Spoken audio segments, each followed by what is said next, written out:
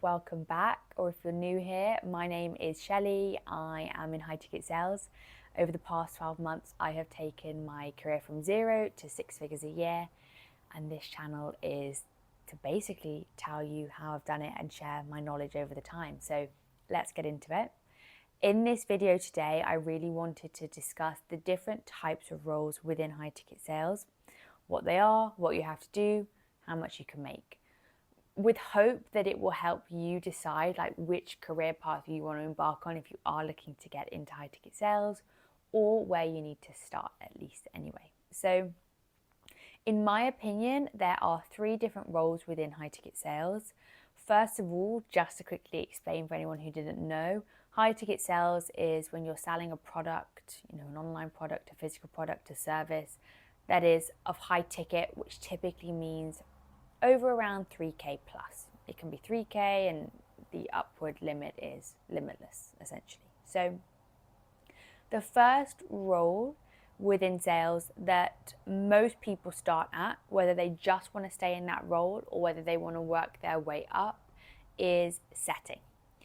And setting is essentially where you are taking leads, either cold leads or semi-warm leads who have shown an interest in a product or service that your company's selling, whether it's via an ad, filling out a form, sending a DM, whatever it is, that interest has been showed. They've left their details kind of on a form or somewhere, and your job is to see if that lead qualifies to then move them along the pipeline into the sales process. So for setting, you can do this via DM or over the phone typically.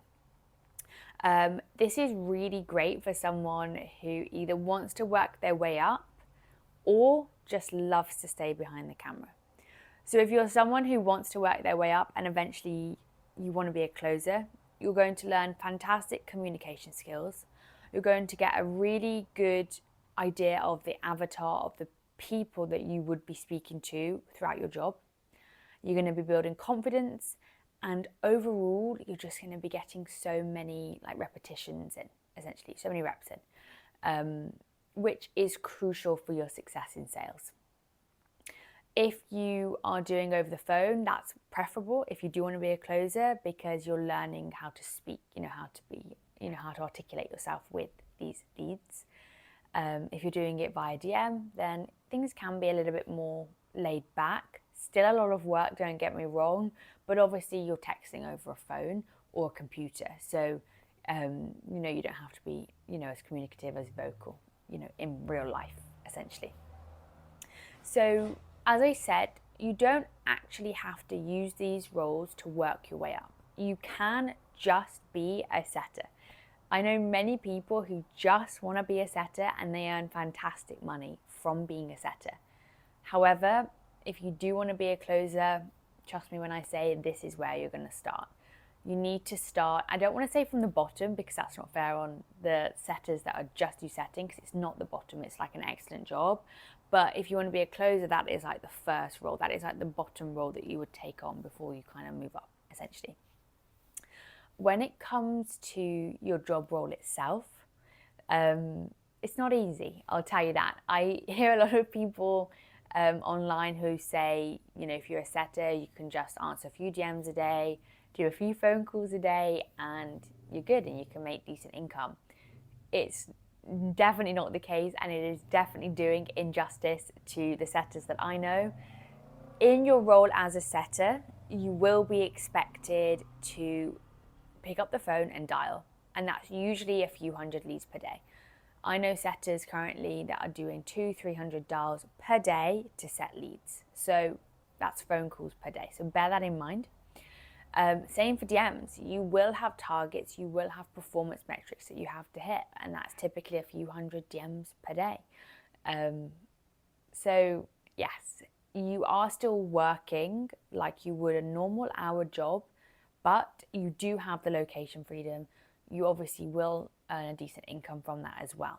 So you can travel a lot and you don't have to be as I guess, present in like a great location. As long as you have a Wi-Fi connection, you can pretty much do your job, answer DMs on the go, essentially.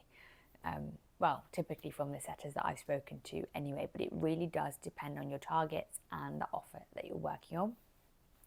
And then when it comes to like compensation, when it comes to pay, typically within the industry at the moment, setters would be earning anywhere between 3 to 5% commissions on all deals made. So let's say if your ticket price is a $5,000 deal, then you could be making around $250 on the higher end per deal. Some setting offers have base as well, which is because your commissions are not really in your power. Yes, you can do a lot of outbound and you can set a lot of leads, and yes, it is on you to make sure you're setting high quality leads, but you aren't the one closing the deal. So it is, you earn less, you're kind of not bringing the deal across the line essentially. So some offers will do commission of like anywhere between like 1 to 3k base, where you'll just get earned that monthly no matter what, and then you'll also get your percentage of deals on top as well. So it just depends. It depends on kind of what you like. I personally like to work commission only. It makes me more motivated, but equally I am on the closer commission, so it is higher. So yeah, I would definitely speak with your offer owner about that if you are kind of in interview, to see kind of what that base would look like if you're entitled to one, and then your commission structure as well. So I'd say on a monthly basis, you could be earning really, I'd say anywhere between like 3 to 7k on average per month. Of course, there are exceptions to that rule, but that is what I would say is like a realistic earning potential. Obviously 7k depending on ticket price and depending on your performance. As you can probably tell by now, if you've done research, this is a performance-based job. You get paid on your outputs or your inputs that equal your outputs. So you want to work hard and you want to be motivated to pick up the phone, do the DMs, do what you got to do, essentially. The next role is triaging. And this is the role that I personally started out doing when I joined the high ticket sales space. Now, going back to what I said earlier, this triaging role can be linked to setting because it technically is. It's a bit of like a hybrid depending on the company you work for. Triaging, from my experience, is when you take 10 to 15 minute Zoom calls with a prospect, qualifying them for the closer or yourself. Triaging is like a it's like the best of the best in setting, in my opinion, to ensure that you are learning the skill set, building your confidence, learning how to communicate with leads. It's like a mini closing call, essentially, in my opinion. So depending on the company you work for, you can either triage leads, like warm leads, for the closer and you pass them on, or you triage them for yourself and then jump on a sales call. That is like the perfect thing to do, in my opinion, because it builds your confidence. The lead already knows who you are. They trust you more.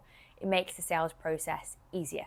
And that is exactly what I did when I was transitioning into closing. I had the opportunity to triage and then close my own leads, essentially. So yeah, it's all over Zoom. It's camera facing. And like I said, they're just mini closing calls, essentially. With triaging, you don't really need to do any outbound. Typically, they are all booked in your calendar. So this is when you are starting to move closer to the closing side than the setting side. Typically, commissions are around 5%, and usually there's not a base for this type of role. So let's say you were doing the 5k ticket mark, you're making around $250 per close. Let's say if you wanted 8 calls in your calendar, half of them showed, so 4 showed up, and maybe you passed 2 on, that would be your opportunity to make around $500 from your leads being passed on, in an ideal world, of course. I would say, and maybe this is for another video, there are a lot of metrics involved, show rate, close rate, for these prospects to actually close. It's not just as simple as getting them on your calendar and then closing the deal. But obviously the more reps you do, the more calls you take triaging, the more reps you're going to book, the more money you're going to make theoretically. So that is the goal. And yeah, like I said, it is the best role if you want to be a closer. I don't know many triagers that just do triaging and then they just want to stick at triaging. It is the gateway to being a closer. And like I said, I would highly recommend it. And if you ever need any tips on triaging, let me know. Last, but certainly not least, is closing. And this seems to be the role that everyone wants to do. I do think there is quite a lot of misinformation out there. And I do think a lot of people start thinking they want to be a closer and then they quit pretty quickly. So hopefully I can give you just a very raw and honest perspective of closing, so to help you make a decision of if it's something that you want to do, essentially. So closing is essentially when you are jumping on calls, 30 to 45 minute calls typically, with warm, qualified inbound leads. These people have gone through the sales funnel, they've gone through the process, they are qualified, they have the money, they have the desire, they want to get started. Most of the time, if your setters have done a good job. And it is your role to offer and sell your product or service. Now, don't be fooled. Just because these people are warm and they're qualified and they have the desire and they have the money, it does not mean they expect to buy. It does not mean that they're just going to hand you their credit card over and the deal is closed.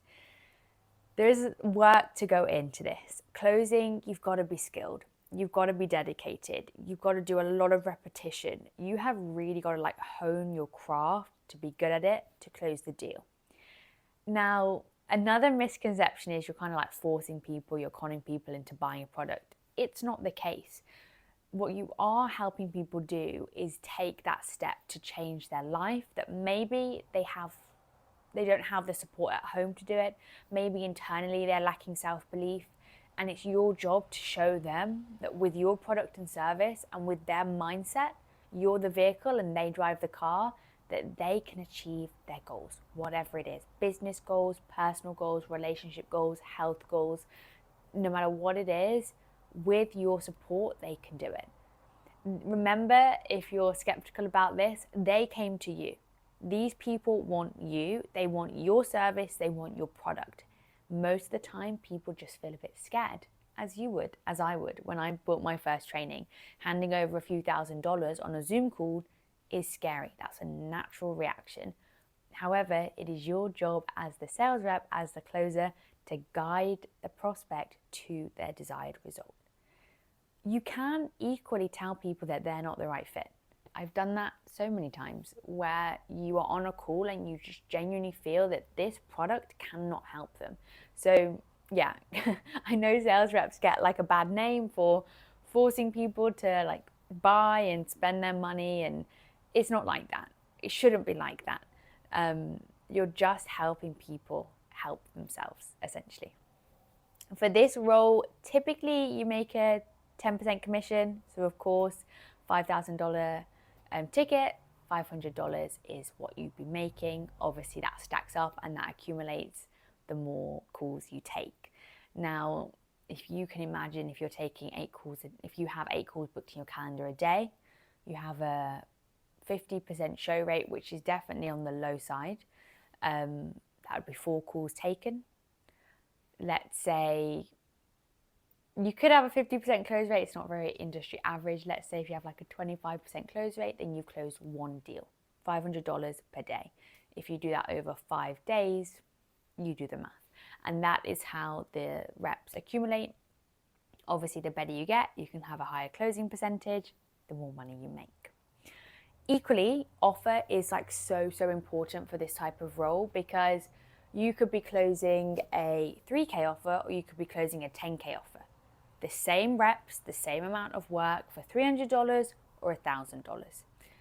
But those higher ticket offers are hard to find. They don't just accept anyone. You can't just be a complete beginner and think, I want to find a 10K offer. 9 times out of 10, it doesn't work like that. If it has for you, you're super lucky. What you want to do, in my opinion, is build your work ethic on the harder offers. the ones that are harder to sell, the ones with the lower ticket price. Really spend maybe 6 months of your career just honing your craft, becoming good, increasing your closing percentage, climbing to the top of the leaderboard, being a top performer, which is exactly what I did. I worked my way from the bottom with no experience all the way to closing at 50-60%, being the top of the leaderboard, earning the most amount of commissions in that company, until I was then noticed by another company with a higher ticket price and I could transition over. And that is what I would recommend to everyone. You don't want to rush this process.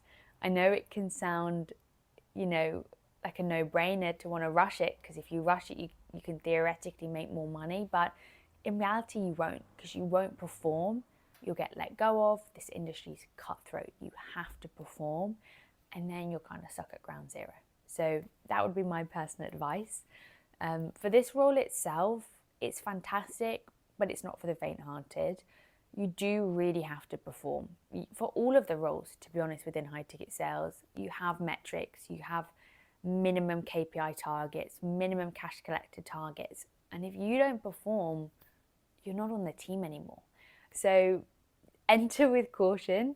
I would say only do this role if you're competitive, if you like having that type of pressure on your shoulders, if you perform well under pressure, I'd say is the key one as well.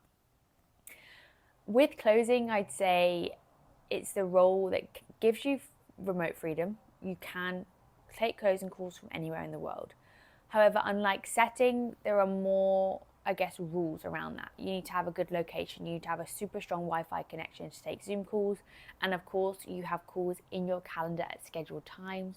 So you can't just kind of be out and about doing DMs. You have to be there at your desk, at your laptop. So it's still fantastic. It's just, you're still working like a normal, let's say 9 to job hours, just you can just work from anywhere. So if that's something that you're open to, it is a fantastic opportunity to do that, to earn a lot of money at a young age, without having to invest in a business or have loads of capital at stake. In reality, you just invest in one good mentor. They'll teach you everything you need to know, and then you're good from there. I mean, my return on investment from my mentor to now is crazy. So yeah, I would say it's a very low barrier to entry, but the reason it's kind of only some succeed and some never will is because you got to have the mindset, and the mindset can't be bought. That is who you are. If you're disciplined, if you're competitive, if you're a hard worker, if you're going to do the extra rep, that is the type of person who will make the 20, 30, 40k plus months in this industry. I hope this has been helpful. I hope this has given you just a really broad idea of the different types of roles within the space, so you can think about what it is that you actually want to do. Closing might not be for you. You may now discover that you want to do DM setting or phone setting, and that just makes more sense for you. But as always, if you need any help, any questions, any support, I am on Instagram. Just send me a DM and I'm more than happy to help.